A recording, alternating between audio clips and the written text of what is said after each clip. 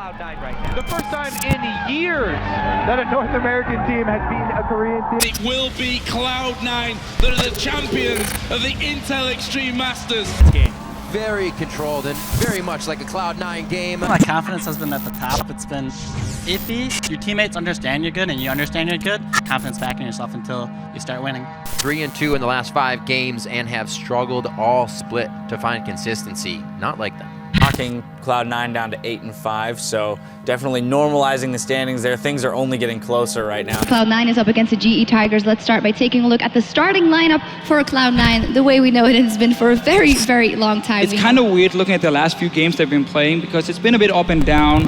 The best play, honestly, for me has been High in the mid lane. And honestly, if everything relies now on High and, of course, Sneaky, we know he will always perform, that's easy for G Tigers to shut down in terms of the pick and ban phase. I mean, Zed, goodbye. Yeah, that's exactly. basically a problem. I think everyone likes to see teams lose when they've been winning for so long. I don't know, it gives them satisfaction. They're going to fall like dominoes here. Lemon Nation trying to get away. Like when you set up a card tower, everyone wants to knock it down, that sort of thing. And so, obviously, we're not going to have really good win rates forever.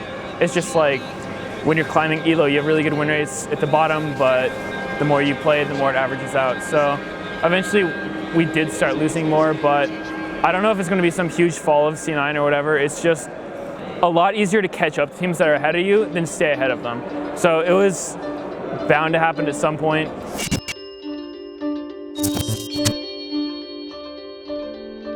Going into this event, we have had the toughest split we've ever had. We've had to make a lot of changes to try to get us to the place we were before. We've moved, changed our living arrangement. We've made Charlie like the head and the final decision maker on all comps. We made all these changes because we knew that our team performances were heading in the wrong direction. Our scrims are going in the wrong direction. And we went through 2 weeks where we were literally 1-3. We went from 10th place team to climbed up to 2nd place. We're now currently resting solidly at 3rd, but this has not been the type of split that we're used to. So coming into this event, we're very aware that we've got problems and we need to fix them. So we're working really hard to try to solve those issues. I think we've made a lot of progress, but we're not feeling 100% yet. I'd say we feel like 80%. I don't really notice the pressure. I don't know if there is extra pressure. It's just I've been the captain and the shot caller from the start. So it's always been the same for me, so I'm used to it by now. I don't really notice anything different. Completely disagree with you there. I think that they had no pressure playing the GE Tigers because everyone expected the GE Tigers to win this game, but everyone's expecting it. At least Cloud9's fans here are expecting Cloud9 to beat the Yoi Flash Wolves. Yeah, that's a very important point, and I think you do have some legitimacy in saying that if they play like they did against GE, it was such an uncoordinated, unthoughtful play style that they were bringing out against GE. Random tower dives without adequate vision. That's not the calculation we're used to seeing from C9. They've always been that very smart team that beats you with the rotation. I don't know. I thought we had the game going well. We took top turret, we took mid turret, we had like 3 kills. Midos was like really fed. The game was going well, right? So I got super confused on how he lost, and then I started getting mad. One at myself because I was wondering, did I play the team fights right? Did I make the right calls? Not because of getting like mechanically outplayed. We just lost because we chose wrong decisions, and that means the shot calling was wrong. And when I'm the shot caller, that basically comes down to me doing something wrong.